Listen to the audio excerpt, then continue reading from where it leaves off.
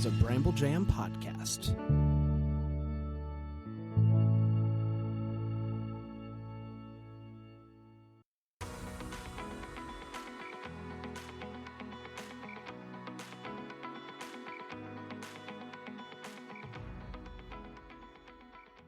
Welcome to Girls Gone Hallmark, a Hallmark review podcast. I'm Megan, and I'm a longtime Hallmark fan. I'm Wendy. I'm a former Hallmark hater. Today we're discussing The Way Home, Season 3, Episode 9, Too Late to Turn Back Now, which originally aired on the Hallmark Channel on Friday, February 28th, and is available to stream on Hallmark Plus starting Saturday, March 1st. We'd love for you to follow us on Instagram. We're Girls Gone Hallmark. We have a Facebook group too, Girls Gone Hallmark, and Facebook groups. I just shared a photo this morning of something we refer to in our yesterday's mailbag episode. So if you want to see what we're talking about, give us a join over there. Nice tease. Yeah. The Way Home recap episodes are our most popular episodes, but want to direct your attention to a few other things if you're enjoying these. First of all, we do a weekly mailbag episode where we dive into theories sent in by you, the listeners, theories, questions, thoughts, opinions. We share our own feelings on those pieces of input as well. Those drop on Thursdays. That's quickly become one of my favorite episodes of the week because it kind of helps me put together the pieces of what we got going on over here. Mm-hmm. Of course, we're also reviewing all the new Hallmark releases, so check those out, although it is about to be a royal month, and Wendy is nervous, to say the least. Wendy is about to be a royal mess. Gosh, I can't even say the words royal. Like, I don't want to do it, guys. You talked about mailbag, and I was like, I love doing that episode because I love like engaging with the listeners. And like, how can we keep this going post The Way Home? Is it possible? Well, because The Way Home really seems to incite a lot of feedback. I was having this same thought in my car yesterday, and the thought that I had that I'm not going to follow through on was like, we need to start another recap deep dive podcast that people get all in on discussing, like something that's already dropped. I don't know what hasn't been done. Like, nobody needs another Gilmore Girls podcast, but I don't know. Well, food for thought. I mean, this summer, we do have plans this summer that we haven't like officially announced yet about our plans for the summer, but I think that could incite is not the right word, but get a few emails from Bring listeners. on the feedback. Yes, much like Signed, Sealed, Delivered Summer did last year. Yeah, so stay tuned for that. But if you're in our Facebook group, you probably have already seen it announced. I think I've dropped it there a time or two in a comment. Yes, as well as if you're just fans of listening to us chat, we'd invite you to join our Patreon, which you can find patreon.com/Megan and Wendy. And we drop new episodes there on Monday. We talk things we're watching, reading, listening to outside of Hallmark. There's a lot of life chit chat. It's a good time over there. So if you want more of that mailbag style riffing, that's the best place to find it. Mm-hmm. Should we get into our episode? Episode 9. Do it. Did you take notes on the previously on? Well, I did. Did you? I did. Yeah, because now I feel like I have to watch to see, like, am I going to get any additional clues? What was the standout moment for you? Jasper. However. Interesting. Jasper talking about, like, you got it, dude. Yeah, telling Colton and Alice, like, hey, this is great, whatever. I mean, they didn't even touch Jasper in this episode, though. No. So, I mean, he was in a couple scenes, but maybe just one scene actually up at the top. But yeah, anyway, he's one to watch, I think. Yes. At the end of this episode, I'll tell you the things that I'm hoping to see in next week's Previously On.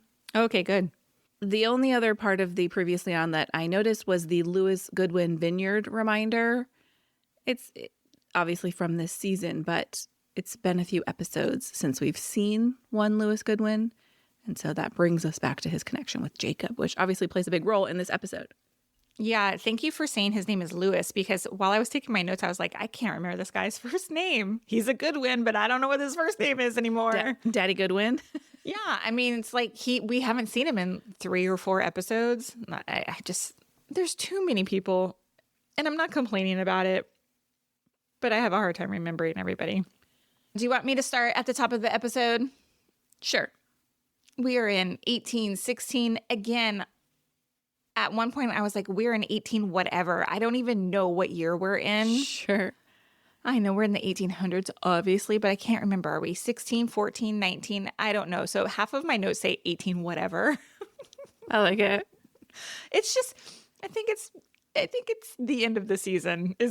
You know what I mean? I'm just trying to get there. Anyway, we see that the fire has destroyed the Landry home. And it's like a couple of like quick shots. But one thing I did notice was we see the destroyed table with the JK engraving.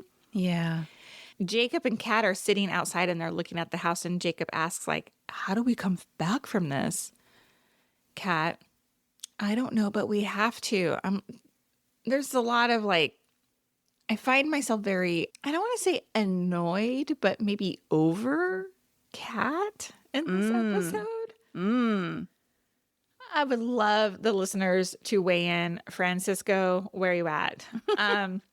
During this conversation, Jacob and Kat, they talk about Colton being there. Colton was the one who saves Jacob's life, drags him out from the fire, and she asks, how did that happen? And then they don't even talk about it anymore. And then they just move on. And Jacob is like, I don't want to leave Elijah here anymore. He's got to deal with this aftermath. He's homeless. He's going to be alone. And Kat's like, okay, well, you stay and I'll go back to present day. And Jake's like, no, I got to go because I got a Goodwin job I got to deal with. And I just had to laugh. I was like, these people are torn between like centuries, right? He's like, I got a job I got to show up for on Monday. It made me laugh because Jacob's like, I got to get back to the vineyard. And my notes say, apparently Kat does not have to get back to the Herald. Yeah, like that's the ongoing joke, right? Like her job's not important. Anyway, and then to round out this scene, Jacob's like, you need to deal with something else, and references Thomas. Indeed. We jump to the present day where we see Jacob telling Alice and Dell and Elliot about the fire. And this is all brand new information to Dell. She said Colton was basically the keeper of the memories. And they're all trying to make sense of Colton's feeling. Jacob and Kat were stuck on this, and now our present day players are stuck on Colton's feeling like the fire was his fault. Jacob is like, no, this is all Cyrus's fault. He's the one who has to pay. It's revenge time. And Dell is like, Jacob, Cyrus is super dead in this current timeline. And Jacob's like, he's not dead to me. Yeah. The funniest part about this is he's standing there in like his 1800 clothes. Like, yes, Cyrus is the problem. I mean, it was just so funny. I was so Dell in this moment. I was like, the dude is dead. Like, come on. We are 200 years in the future, son. At this point, Elliot asks about Kat. And when Jacob says that she's helping Elijah with the help of Susanna and Thomas, Elliot gets this look on his face that tells me that he's not reading the signs from Kat in our recent episodes where she told him that their relationship is too hard. And oh, by the way, she also kissed Thomas. Like, Elliot's like, what is happening? And I was like, yo, it's over, bro. Yeah, my notes say cue Elliot's stupid face reaction. Like he looked like he just got the wind knocked out of him. Like he was completely blindsided. I was like, where have you been the last few days? Like she told you, this is it. Anyway. Elliot's not going to let go. Alice is trying to make sense of the Colton timeline. And this is the moment because Jacob's describing what he was wearing. She realizes that this time travel happened the day of Rick's funeral. And she wonders why he didn't tell her about that, to which I laughed. Like, we don't talk about Fight Club, Alice. Dell is a super bitter Betty to me in the scene. And not without reason, but she says to Alice, like, welcome to the club. Welcome to the club. It was so fun. I laughed out loud. I don't know what is happening to me. Like, I feel like I'm like just ripping on every scene in this episode. I'm not, but Yeah, I feel for Dell because she's so isolated. Like you can see it again in this episode and I've noticed it in the last couple episodes. I mean, I do feel for her, but like just that parting shot was funny to me. Yes. We stay in the present day, but we cut to a scene of Dell in the basement. She's packing up Colton's things.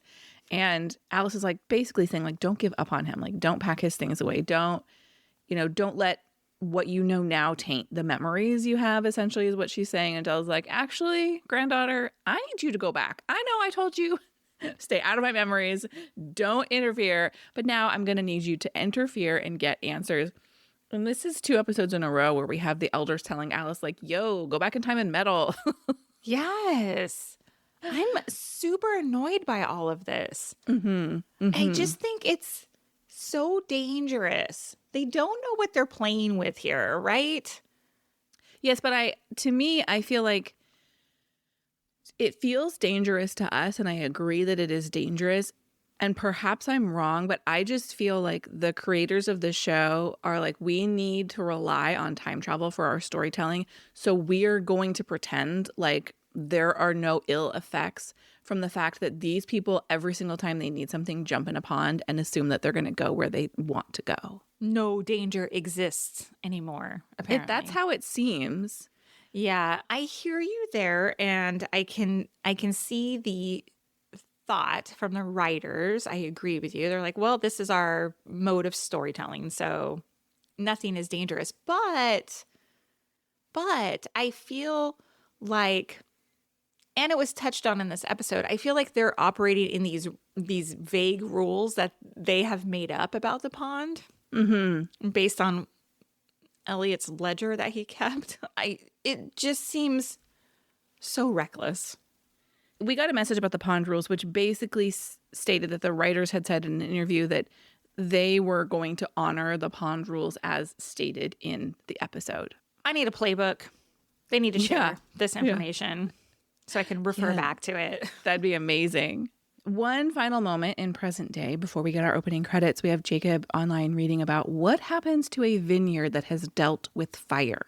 The music behind this moment is incredibly dramatic. He reads aloud a line that says, "Fire in the past will render the wine from grapes grown in soil that has experienced a wildfire undrinkable." This is the storyline that my brain incorrectly assumed information about throughout this entire episode.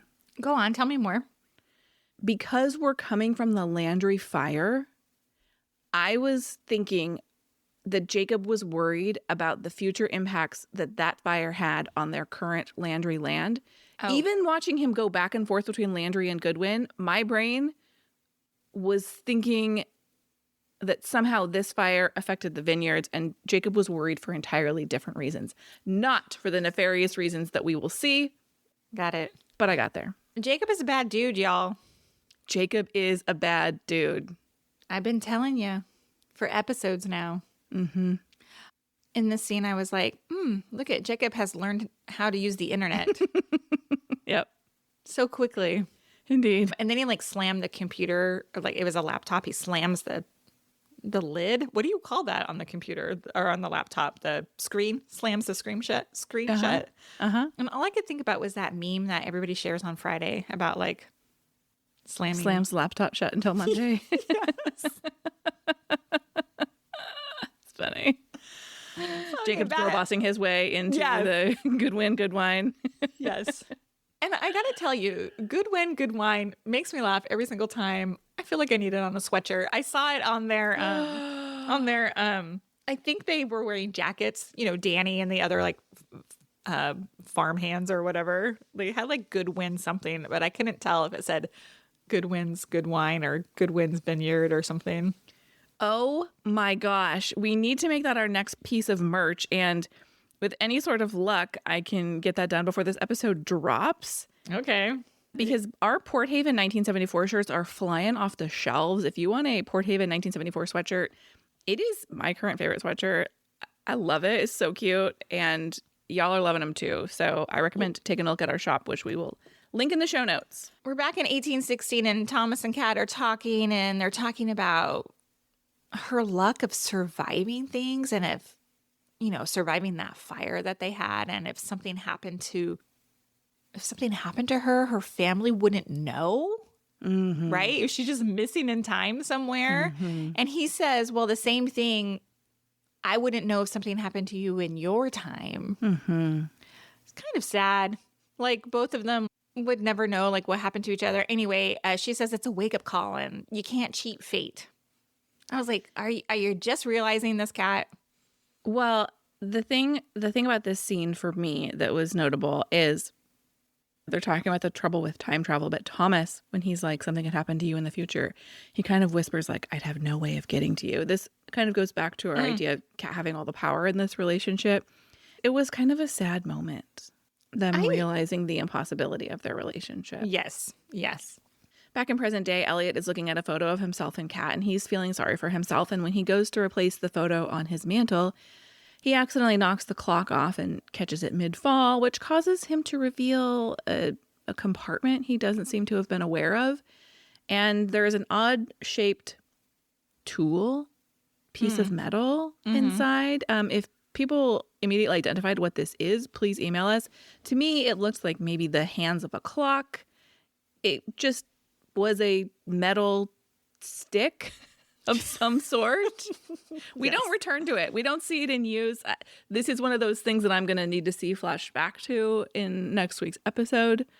Cut to Jacob on the Goodwin Vineyard, and he's talking about getting Lewis to choose a new hybrid grape, and Lewis is like, oh, you're my star employee. And in this moment, we see Jacob like pick up a handful of soil and look pensively. Like he's got his bad guy soil stare. Lewis tells Jacob about an irrigation system he's installed, and he's like, as soon as we get it hooked up to the well, it'll deliver the exact amount of water to all of our grapes. And in the background, there is a very large fuel tank. And in case anybody wasn't sure what it was, it has bold letters that say fuel, danger. And we see Lewis ask one of his employees to gas up one of the vehicles, and ominous music plays once again as Jacob watches this man access the fuel pump. Also in this scene, Lewis is talking about how happy he is for the Landrys and the Goodwins to be building this vineyard together, the two founding families of Port Haven. And I'm wondering here, am I naive, or is Lewis genuinely a good guy?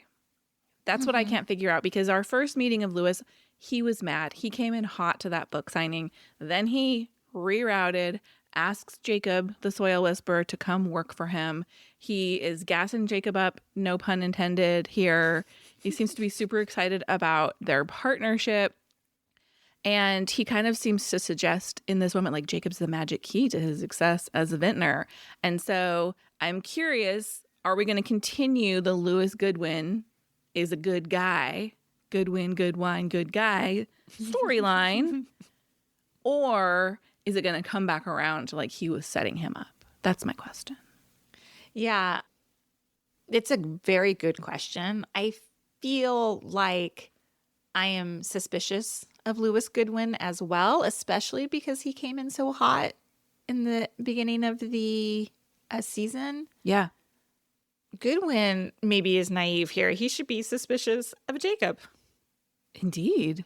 Jacob's he's operating with ulterior motives here. It makes me nervous. Jacob scared me a little bit in this episode. Mm-hmm. The person I felt for the most at the end of this episode was Dell, the mom who has this son who is a little out of control. Totally. Yeah, I feel bad for her too. We are back in 74 and we are at Coyle's where Evie is talking to Colton about a road trip. Who's listening in? It is one Jasper. Alice comes in and everybody's happy she's back. It made me wonder. I was like, how long has she been gone for? You know, we don't know. It doesn't matter, but everybody's excited she's back. And Colton tells her how he's been asked to go to San Francisco to record a real demo and wants Alice to come along. And Evie is just like so sweet. She's like, we're a trio. And Alice is like, you're going too? Yes. Which I felt really bad. Like, Alice, dial it back a little bit, girl. Evie's like, yeah, this is my ticket out of here. I'm with the band, which made me laugh out loud. I thought that was so cute. Straight up calls herself a groupie. Yeah, I loved it. I was giving Penny Lane vibes from When is that Almost movie? Famous. I love that movie. Yes. And so Alice and Colton go talk privately as Jasper's making her a milkshake or something. She's excited for Colton, and he says he's still hoping to work things out with Dell and that he hasn't heard from her since she left, but he's not giving up. I need some time. I need some time markers here. How long has she been gone? For sure, because he hasn't heard, we do hear that he hasn't heard from her. But the sad part about this is he says if he's successful, then maybe he'll be good enough for her. Oh, that is sad. I didn't really catch that. Colton feels like he's got to go because his mom is upset. His mom is not happy about this potential like San Francisco demo recording opportunity. Unsurprisingly, Bro's a senior in high school. He can't just take off across the freaking country. The 70s, man. They were doing I other stuff know. then. It's not like 2025. And Alice asks for a ride, and Evie's like, no, I need you. You just got back here. I need you to stay. We need to talk, because they have not talked since their incident at the pond.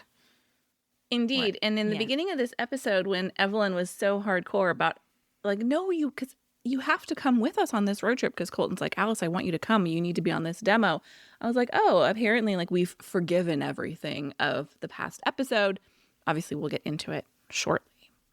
Back in present day, Jacob's doing some reconnaissance at the Goodwin Vineyard, and he clocks someone entering the alarm code, and he runs into Danny, and they briefly discuss the security happening at the vineyard.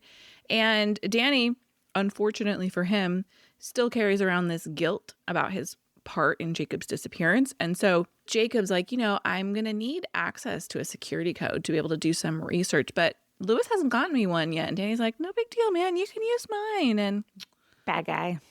bad guy. The worst part about that for me is that Jacob accepts the use of Danny's code, knowing that it's going to implicate Danny. Even if Danny's fully exonerated from any wrongdoing, giving away your alarm code is not the mark of a trustworthy employee. I hadn't really given it that much thought. I just was like, that's poor Danny, because Danny's like, that's what friends are for. I was like, I know. Danny just being used here in this moment. I know. I just feel like it shows that Jacob doesn't really care about the effects on anybody else in this moment. He's just out for what he needs to do. He's trying to like get revenge on a family for a dude. Something that happened 200 years ago. Danny is collateral damage, or will be collateral damage in this. We're back with Evie and Alice in 74, and they're talking, and Alice apologizes for upsetting her. And Evie says Alice was right, and though now she feels like she can like get Colton again if they go on this road trip, which is such a mark of like a naive girl, right? Like, we're going to play house and I'm going to make him love me. Yeah. Oof. She talks about everything that San Francisco can bring for them. Alice is being really practical here, and she's asking about school, and all of this upsets Evie again. And there's lots of talk about like chasing dreams, and, because when we first met Evie, she was, I'm going to Morocco. I'm getting out of this small town. I'm doing all these things, chasing my dreams and whatever. And she basically calls Alice out here. This is how I perceived it, because she's like, your face lit up when Colton asked you to be on that demo, and was like, why don't you want to chase your dream and go do that? And this doesn't end well. Evie storms off. And then in a weird turn of events, some random chick at the next table turns around and tells Alice, like she's overheard their entire conversation, tells Alice that Evie's right. And she quotes a T.S. Eliot poem that basically says to open the door, fix things, and life is too short for regrets, and then walks out. And Alice is left there looking puzzled, as was I. Yeah, my final note says, I, like Alice, am more confused than ever. One other thing from that scene I wanted to talk about is when Alice is talking to Evie, she's like, wait, you guys are supposed to graduate from high school this year. And she was like, I'm just trying to figure out where all this fits. And it's almost like she's processing out loud, like, wait a minute, how does this fit in with the future that I know? And like, what am I supposed to do here? What's supposed to happen? That's how I processed that. You know, if you're Alice in this situation, don't you just let things happen instead of trying to like figure them out or how to insert What has yourself in them? happened will always happen, bros. Right. So, yes, sometimes we need to just be more of an observer. In 74, Alice is much more of an active participant than she was in 1999. Obviously, she knows a lot more, but in 1999, she just went along, let things happen. Yes, she was trying to get information later on about Jacob, but she wasn't trying to change things. She was just trying to observe and participate.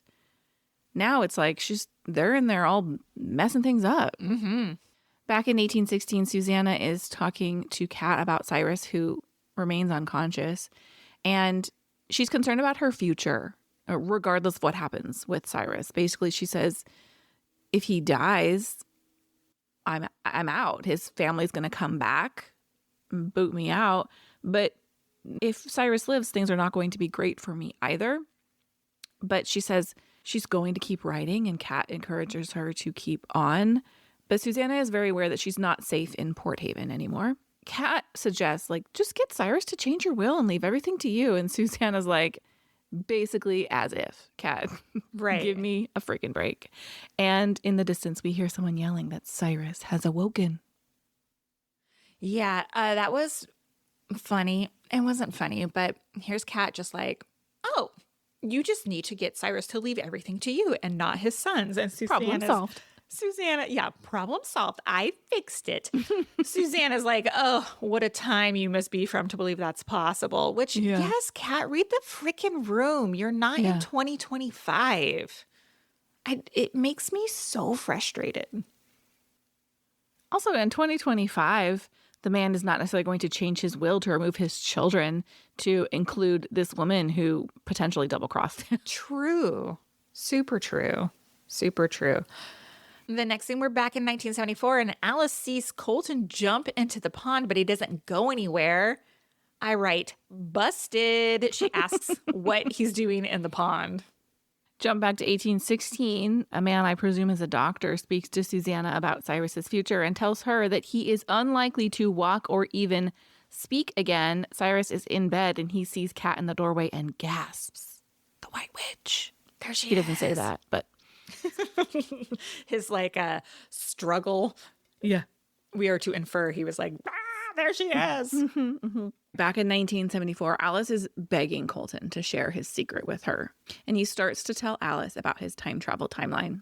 How Fern warned him about the pond, but when he fell into 1965, nothing happened. And so he was mad. He was like, what was my grandma talking about? Because I went in that pond and nothing happened. Now, of course, we know that Kat saved him from something happening.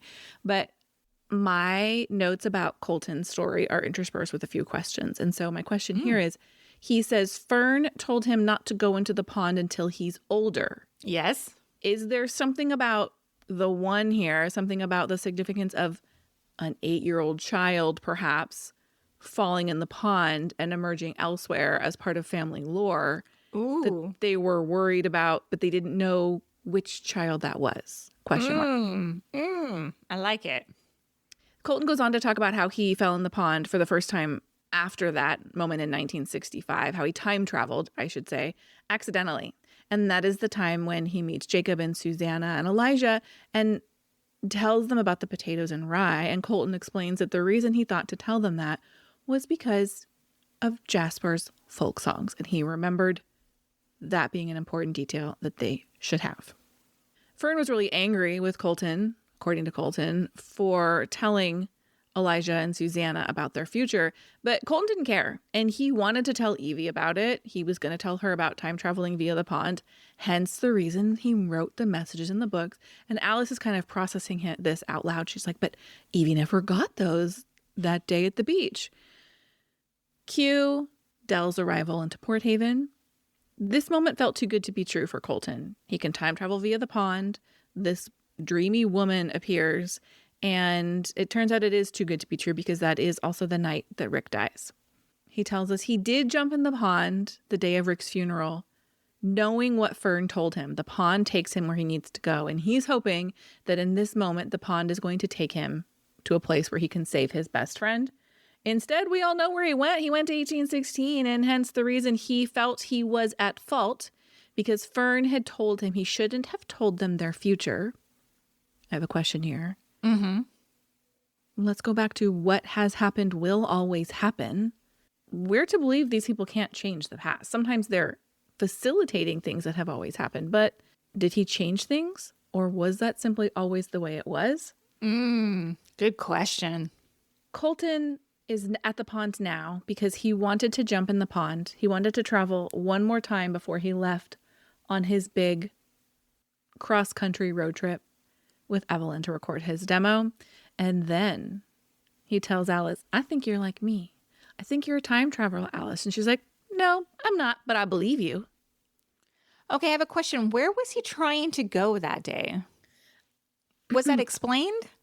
I don't think he says. I could only speculate. He doesn't say. He just said he wanted to go one more time. If you were to speculate, you think he wanted to go back to 1816? If I were to speculate, I would say that he would maybe want to go back to 1816 and see that everything turned out okay. Mm-hmm. Or help in some way. Mm-hmm. Because he already seems to know that he's not going to be allowed to change Rick's fate. Right. Do you think it was smart of Alice to say no, that she wasn't a time traveler here? Well, I've questioned that many, many times. And I think the only reason that it makes sense is if we are not to tell people their future, how is she supposed to tell him that he's a time traveler and not tell him who she is? Yeah. Yeah. One last thing before we move on. I was really happy that we finally got like a big chunk of information. Yes. Big This answers a lot of confirmation. questions. Answers tons of questions. I was like, okay, well, finally we're getting somewhere. Because knowing that next week is the last episode, and I'm like, we're racing towards this finish line and we're not getting the answers that we need. I was pleased that we got this big chunk, and it was a big scene. Mm-hmm. I'm curious what the other viewers thought. Were they happy with that as well? In 1816, we have Susanna at Cyrus's bedside, and she's telling him justice must be served, but she's going to keep his secret, but she's going to run Port Haven as she sees fit.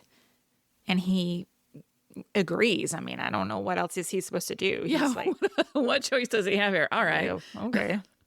And I was like, well, look at this baddie coming in here. Yeah, I love Susanna and this moving forward here. In 1974, Colton and Alice arrive back at the Landry farm after walking away from the pond, and from the distance, they see Dell on the porch of the house, and Colton runs to her, and we see all of this happen from Alice's perspective. They embrace, he drops to one knee, we're to presume he's proposing, and Alice smiles and returns to the pond to return home. Do you think she felt fulfilled because she had been waiting several times? She had gone back hoping to see their proposal, right? And now she sees it. So she's like, okay, my time is done here. I'm going back. Perhaps, or I think it's more satisfying because earlier in that scene with Evie, she's like, I don't understand this. Like, how does this fit? I think she's trying to process, I know Colton doesn't actually go and become a recording artist. I know he ends up with Dell. Where is going to be the moment that interrupts this plan? And now, Got it. Now everything's back on track in her mind. Yeah. We're in present day now, and Dell gets another letter, which she says, no stamp. Who's leaving these letters in her mailbox? Yeah. Also, I had seen on Facebook, I don't know if it was The Way Home Facebook group or what it was, but it came up and somebody had screenshotted the typewriter. Yes, I saw this. Did you see it too? Like one of the letters is a little bit wonky. We haven't seen anybody this season on a typewriter, right? Correct. There's nothing. We haven't seen anything, right? Their point was like, who uses the typewriter? Whose typewriter might have a few wonky letters, but it's not like we see someone typing. I don't have any theories about what that could possibly mean. I mean, even at the Herald, they're not using old-timey typewriters there, right? So Yeah, I have to imagine it's all computer processed at this point. I know. Who's got an old-timey typewriter? Perhaps the person watching that newscast from their Oh, yes. 1980s wood-paneled home. We still need answers on that. Anyway, Alice comes in with the Colton news. She's basically like, all right, he wasn't lying. He was just traumatized. He's only time traveled like a handful of times. Can I interrupt you here? Yeah. She's like, he only time traveled twice. NBD. I have a huge issue with this. Okay, go This ahead. is a huge leap in logic. This is 17-year-old Colton telling her this. We saw adult Colton time travel. He has a whole life ahead of him. Just because the pond wouldn't let him travel that one time, we've seen all of our travelers have a moment where the pond won't let them go. Mm-hmm. Why does Alice assume, like, we're good? He never time travels again. He didn't keep anything from you. No worries, Grandma. Yeah, that's a very good point. You're right, because she hasn't seen any more of Colton other than when she encounters him in 99. Yeah, she's not having this conversation with Kat's dad, Colton. Mm-hmm. She's having this conversation with 1974 Colton, who has a lot of life left to live. Yeah. Yeah. What I thought was interesting is that Dell is super pissed, basically. She's Yeah, mad she's at not comforted Colton. by this information. Yeah, not at all. And she's pissed that he told Alice, a mere stranger, but was married to her all this time and never said anything to her about it. Alice explains that she lied to him when he asked her if she was a time traveler because she figured Colton didn't remember her in 99. Otherwise, he would have if she told him. Is that correct in my understanding of the scene? Yeah, Alice is like, he didn't remember me when I came back. I was just Kat's friend, Alice. Again, you don't know that. Mm-hmm.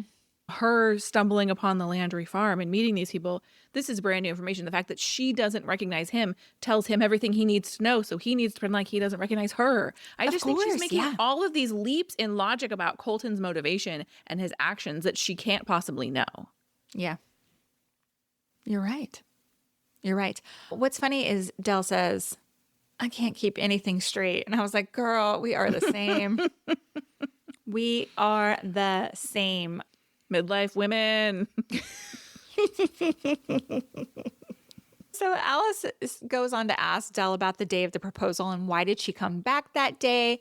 And she's like, we're going to talk about that later. And Alice is like, okay. She doesn't even press anymore. And then Dell goes into this memory of that day and the proposal. Right? This was weird. It to me presented as a memory, but it does take us back to 74. Yes, and that happens twice in this episode, and I think it's because none of our time travelers are there. So we can only experience it as a memory. We can't experience it as going back in time because Alice is not there for this moment. Correct. So she tells Colton that when she got back to her parents' home on her birthday, her parents, they had lost all their money and they had changed. And she goes on to say, they stopped seeing me like I didn't exist. And I have to say, what I thought was very notable here is that was very similar to how Kat felt about her mom after Jacob's disappearance. 1000% same thing noted. Isn't that crazy? They were so damn consumed by what they lost, but they lost me too. I would not be shocked if Kat said the exact same line. I know. Very good. I love this parallel. Yeah. She says that her parents were only consumed by money. It was all they cared about. And they sold my horse. They sold Lightning before I could even say goodbye to him. And then my notes in all caps say, the horse. I know, but I'm like, really? The horse here? Excuse you. Look, I'm writing hard since season 2. I've been, pun intended, writing so hard for this horse storyline. I'm just glad to see that at the very least, maybe nothing else will come of it, but it was noteworthy that she felt a connection to this horse that Sam Bishop brings into her life. Yeah. Fair. All good. All good thoughts. Look, I've never had a horse. I would imagine that if somebody got rid of my dog after I came home, Yes. I would probably be devastated. Yes. Exactly. It's your pet. You have a connection, and your parents are like, we can't afford him. Bye. Yeah. You would be devastated. Yeah. Yeah. Back in 1816, Tom and Kat are in the ruins of the Landry home, and Thomas asks Kat about their fate. And he tells Kat that he did try to jump once, and she tells him that the pond won't let them jump forward. Thomas realizes that the only way for them to be together is for Kat to give up her future, which obviously is not something that Thomas wants. But here comes my least favorite moment in the episode. It hurt. It hurt to watch. I saw it coming like a freight train as Kat starts to speak. She says, in my time, we have a saying. And look, I know there is truth to this saying, but it hurt me. People come into your life for a reason, a season, or a lifetime. And Thomas says, it was a hell of a good season. But Kat says Thomas made her see what she wants from love. She wants support and passion and someone to challenge her. He was not a season. He was a reason. It hurts, y'all. Was it just so, like, cringy? It felt that way to me. Cringy? It felt that way to me. I didn't love it. They bring it back around. I understand the sentiment. But Thomas asks about Elliot. Is he her lifetime? And Kat jokes, no one should know their own future. But Thomas feels like he knows that his future does not include Kat. And what's next for Thomas? He's jumping on a ship headed to New York, as prophesied by Jasper earlier. And she tells him to go. She calls him my Thomas. And off he goes. Yeah, so I was like, well, that's the end of that. It does. It feels very final. Yeah. I was like, R.I.P. Tomcat. Mm-hmm. I mean, look, yes, if he can't go to the future, there is no possibility for them to be together. But we have yet to, I don't know. I think that future travel is still coming. I think it's still on the table. I don't know if that includes Thomas or not, but, well, you know, whatever. Mm-hmm. Back in present day, Dell is playing Colton's record, and she has a memory of her return to Port Haven, much to Evie's dismay. So this is, again, one of those scenes where we're taken back to 74 via memory, not via time traveler. Evie says here in this scene that the San Francisco trip and the record demo, like she's talking about it in front of Colton and Dell had no idea. Colton hadn't even mentioned it to her. And he tries to explain that, like, he hasn't made up his mind, but, you know, now that he's engaged, you know, he doesn't really feel like there's a purpose for him to go now that Dell's back. That's how I read the whole conversation. Yeah, like, this is my life now, even though, like, why couldn't she go with you? Why couldn't we make this happen? Why not both? Yeah, I thought that was strange. Like, why I'm would not he going to just settle down and have babies right away. I mean, as far as we know. So, yeah, continue to live your life. You need a career. Yeah. So Evie learns that they're engaged and she is hurt and she leaves. And Dell says, well, what about this record deal? And Colton's fully content with just being with Dell in Port Haven. Yeah, he says this is his happy ending. Question, though. When Evelyn congratulates Dell and Colton on their engagement, it comes with a ton of sadness in her voice. And did you feel like Dell's face showed that she realized, like, Evelyn's feelings for Colton in that moment? I didn't really notice. There's a little quick close-up on Dell's face of her seeming to have a bit of a realization. Pure speculation, because there were no words spoken. Got it. One final scene to wrap up this present day moment. We see Jacob with a box of matches and he's hearing Cyrus's threat. So, like, you know, he's having all these menacing thoughts, like he's getting prepared for his big revenge. And Elliot's like, hey, are you going out? I need your help. It's important. To where my notes say, he's going to 1816 to get Kat. Oh, that's so interesting. I had absolutely no guesses about where Elliot was going. None. What? None. Ugh.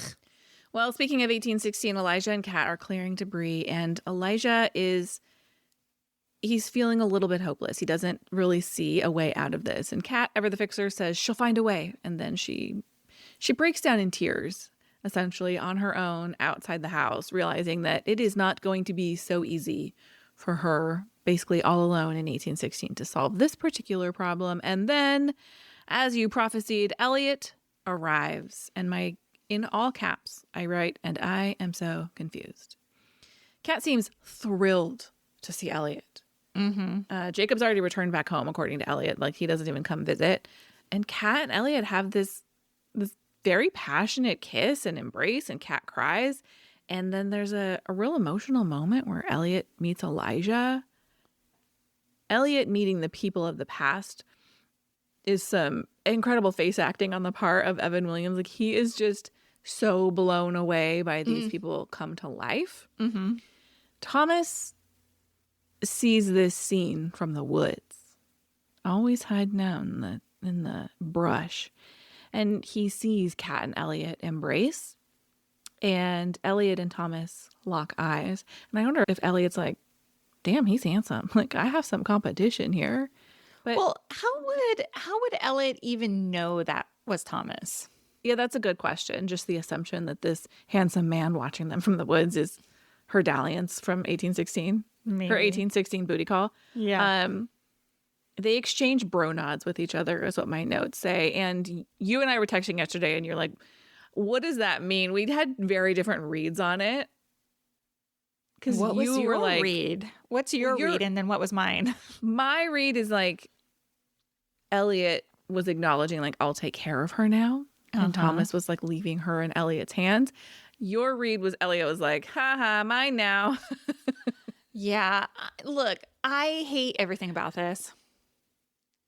I, too, am confused. I get that she was like so emotionally exhausted. She's trying to help Elijah. She's at a loss. And then here comes like her good friend Elliot, but then they embrace with this super passionate kiss. And I'm like, what is even happening here?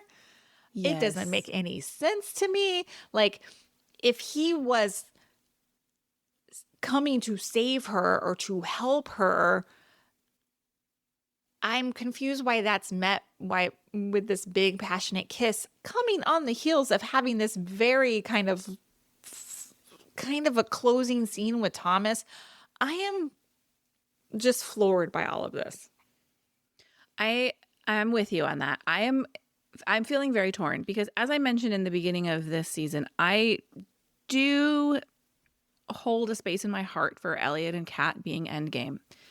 However, I don't feel that moment when Elliot emerges from the woods and Kat is so happy to see him in a romantic way. I agree with you. My best friend's here, someone who's safe and I know will help me. I understand that moment of relief, but the passion that you talked about, I don't feel like that's earned. When she talks about how Thomas taught her what she wants out of love, we've seen in the past scenes that would lead me to believe that they have those things. Like when we talked about in the karaoke scene and they flash kind of on the development of their relationship, those scenes I was like, yeah, that's the Kat and Elliot I love, but I haven't seen that this season.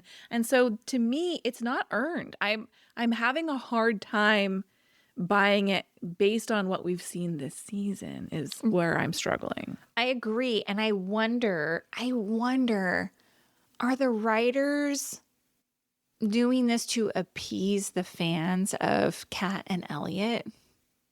I don't think so. I think if you step back and look at the show, I think Kat and Elliot as a goal makes a lot of sense. But I also wonder if we're going to get a big old wrench thrown back in next episode when that clock gets fixed.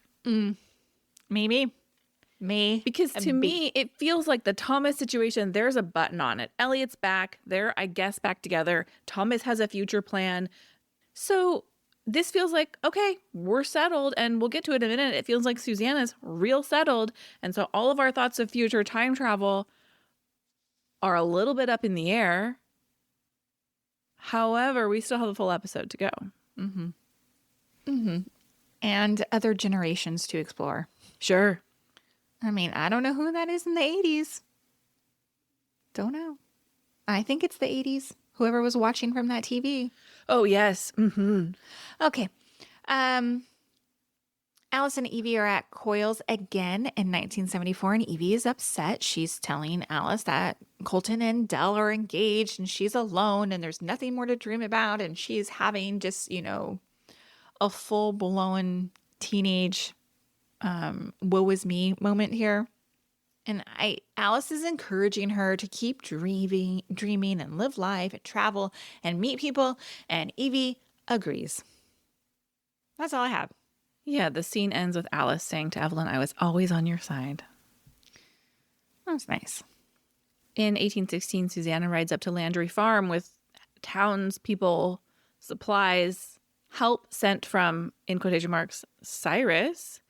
On a horse. On a black horse, by the way. On a horse. Very similar. Maybe they just have one horse. This one horse. Elliot sees Susanna, and he has another one of those, what is happening looks on his face. And we see him in the background, slowly approaching and watching. And as Kat and Susanna in the foreground, they're talking about Susanna's future plans for Port Haven. And this conversation leads Kat to realize that Susanna was the one who pulled the chapter about Cyrus from the book. Pause. Question. Is that the argument that ensued when Lewis Goodwin came to the book party? Yes, because Kat put that chapter about Cyrus back in the book. I see. And she was under the assumption that Susanna was coerced to take that chapter out. And in this moment has this realization that, oh, you weren't. It was always you. It was always you. You took it out. And then I can't help but think of Steve freaking Urkel. Did I do that? Yes, Kat. Now you put this chapter back in the book. Like, is she not messing with things? Which comes back to our earlier question, is Lewis a good guy, or is he just doing a good guy fake out? I don't know. Elliot is introduced to Susanna, and because of the many, many, many, many theories that we've posited through our listeners this season, I always assume there's something more to a moment. So I, in my notes, say, is there more to why he's so taken by her? Or is it simply how much she means to Kat and the future of the Landrys, and the fact that she is an Augustine? Elliot has no family worth knowing. Vic's terrible. His mom left. Is it simply that he's happy to meet an Augustine doing good? Mm-hmm. Or is there more? Because the look on his face, I wanted him to walk up and be like, "Mom?" Oh. Because that would have been so cool. Is the reason that Elliot's mom left that she is a time traveler? Is that why she was never heard from again? Yeah, I mean, that's what I mean, I know that theory's been thrown around. For me, in the scene where he's almost enamored meeting her, I took it as like, oh, he's meeting an Augustine. Like, this is a moment for him, right? Yeah. And that's enough. And like he says, like, meeting you is a gift. I thought the whole thing was so freaking hokey. I hated everything about it. But also in this scene, he sees the ring on her hand.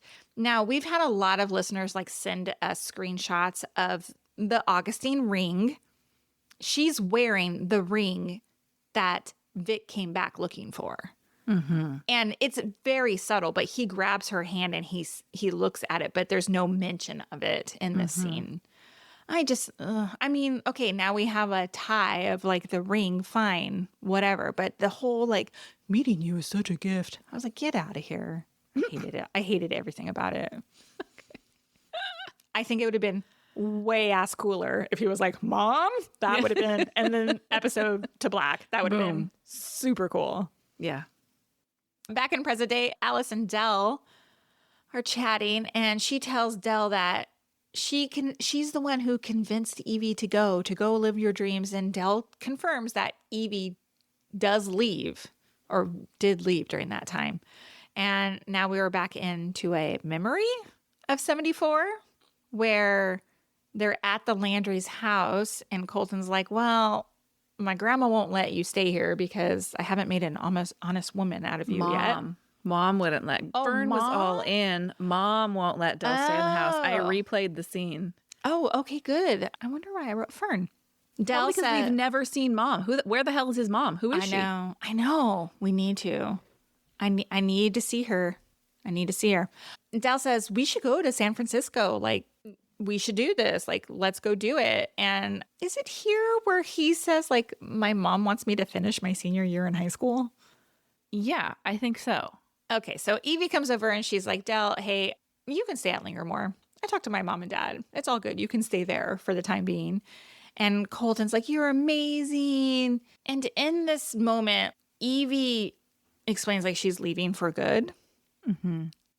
It's basically a conclusion between Evie and Colton, the way I take it. Like, because they're friends, he's got to let her go. He's not thrilled about her leaving, but because they are just friends, he's got to let her go. And Evie says, looks over like Colton's shoulder at Delilah and says, you owe me one.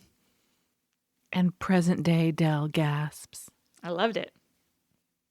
In present day, Alice finds Max at the point, and she sees Evelyn's pendant on Max's keychain, and that leads them to talk about Evelyn. Alice says she had seen it in old photographs. Come on. I know, and she remembered it, but Max accepts it. He doesn't push her on it, and he says that she married young, but here we get an answer to some questions. Dropped her married name because the marriage ended badly. He doesn't say, and then changed her child's name back to her maiden name, but I think we're to assume that. She took Lewis out of school to travel all the time and to see the world, which fits in with the Evie we knew in 1974. And he said he and Evelyn understood each other, but he has some regrets because when his grandmother got sick, he wasn't around. He couldn't handle it. And she tried to call him the night that she passed, and he didn't answer the phone, and he still regrets it. Alice shares the advice that young Evelyn gave her, which is to embrace life even when you're scared of it. And Max says that's exactly what she said in the message she left for Max on the night that she died. And then they kiss. And then Alice freaks out and kicks him out, saying they're closing. And honestly, Alice does not seem too mad about this kiss. No, I wrote in my notes, okay, I'm here for this relationship. Mm-hmm. I liked Noah, guys. I liked Noah a lot, but there was something here I was into. Max is the Logan Huntsberger to me. And I am Team Logan forever and always. Oh, we're still in present day. So Alice goes on to tell her mom about kissing Max. And Can I pause you there? I thought it was laughable because Kat's like, you kissed who? I'm like, of course, Kat has no freaking idea. I mean, Alice has told her several times about her concerns with Max and potentially ending up with Max. And Kat's like, who did you kiss? Girl is not in the present. yeah, she's not clocked in on her daughter's life at all this year. And Alice is basically like, I kissed my future husband. And Kat's like, whoa, whoa, whoa. Do not make more of this kiss. Marriage and Casey, just enjoy the kiss. Like, have a good time. And they start to talk about all the moments in which Alice showed up at the right time for people, for Evelyn and for Kat. And Kat starts recounting all of these memories of her time with Alice. And she talks about a game of MASH. And Alice is like, what are you talking about? Which was funny because she doesn't know what that game is. But she also has no memory of that happening because it hasn't happened for Alice yet. So they dash out of the room, and in my mind, they're like going to the pond, but that's not their first destination. That's what I thought too. I was like, are they running out to the freaking pond? And on their way out, Del's like, have you guys seen Jacob? And Kat's like, nope, but your truck is gone. And the difference in tones here is really notable because Kat and Alice are like on a high. They're so excited about this revelation that they've had, and Del's freaked out. And she goes into Jacob's room and ominous music plays, and she sees the article about vineyards and fire. Cut to Kat and Alice at Elliot's looking through his journal. A question from me here. If Elliot journaled all of the times Alice came back, wouldn't you, as Alice, be like, give that to me so I can see, like, has this all happened? Would you have the ability to hold back from wanting to see it? No, but she even says it in the scene about like, don't tell someone their future. So maybe she has like resisted. Yeah, Alice is the biggest adult in this entire cast. Totally. Because you're right. He starts to read that journal entry and she's like, wait, don't tell me about my future, especially if I get to live it myself. Cut to Jacob letting himself in at the Goodwin Vineyard and grabbing the key to the fuel tank. And he puts the fuel into the irrigation system that Lewis Goodwin had installed. And he lights a torch. And this torch is so funny to me because it's very old-timey. Like, it is straight up the torch that they used to storm the Landry farm in 1816. And he tosses the torch into the vineyard, but up rolls Dell and Kat's Volvo before he can start the fuel pumping through the irrigation line. And he's like, I have to punish the Goodwins. This is the moment where I had my realization that I was not understanding what was happening this entire episode because the clues were all there. And Dell yells back, you have got to let go of the past, which Dell does too. And she yells at him to get in the truck and drive, which he does, listen to his mother. But we cut to a shot of the security footage, and we know that this has all been caught on camera because, as mentioned earlier in the episode, they got a great security system there. Yeah, I mean, Goodwin's gonna see it, or Danny's gonna see it. I knew you were bad, Jacob. Yeah, I knew it. I set you up, and you played right into my hand. Yeah, something definitely could happen. And Lewis is going to say it just like that. We have not seen episode 10, you guys. I have no idea. So, are you ready for some questions? Yes. We still need to know who pushed Alice into the pond and what was their motive. Who's the baby in the basket and who left the baby in the basket? Quick insight here. Every season, we've gotten an opening scene that comes back around in the finale. So I think we have reason to believe this question will be answered.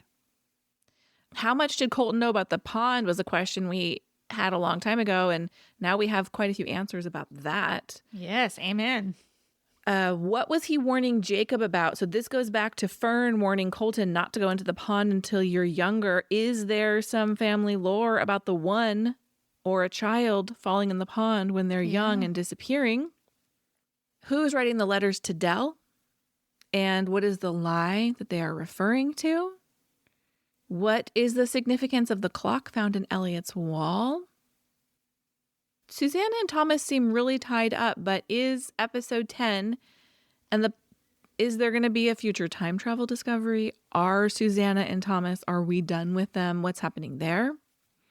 Let's talk about the rings. What's the significance there? Who's Colton's mom? Where is she? Is she significant? What's the deal with Colton's brother? What's going on with Fern and the one? Who is Casey? Where is their relationship connected? When are they from? The horse. Where's Finn? When will Alice return to 1999 for the MASH game? Oh, what was Jasper doing in the past? Yes, and when will we meet Claire? When will we meet Claire? What's going on with Nick? So here are some things that I hope to see in the Previously On next week. I want to see Dell riding on her horse. I want to see a flashback to Lewis yelling at Kat at the book party, because I think viewers by and large have forgotten about that interaction because he's been pretty kind and jovial and warm and lovely to Jacob through all these other interactions. And I think we need a reminder. I'd like to see Elliot and Thomas nodding at each other. And I'd like to see a compilation of the clock scenes. Yeah. Jacob saying, my dad and I used to like to tinker. I'm also going to need to see Casey and the baby in the basket. It's going to be a extended Previously On. It's going to leave us with a 40-minute episode. Yeah, I mean, they need like a 2-hour finale because I don't know how they'll answer any of this stuff. Agree. Man, Are you all sad it's almost over? I am. I really enjoy the show. I'm going to be sad when it's over. Like you mentioned at the top of the episode, the most fun part of this season to me has been so much engagement from the listeners. So keep that coming in the future, please. I love the back and forth with the listeners in our DMs, in our emails, all of that. So don't let that go away at the end of the way home. Yeah. Hey, thanks for listening to this episode of Girls Gone Homework. If you love this podcast, we love your 5-star ratings and reviews. The best place to leave them is the Apple Podcast app if you are an iPhone user. And we will be back next time. Send your thoughts, theories, questions, ideas, things that frustrate you about this episode, wondering what we're going to get for next episode, the finale, to girlsgonehomework@gmail.com. And we'll be back with next week's mailbag episode. Goodbye. Bye.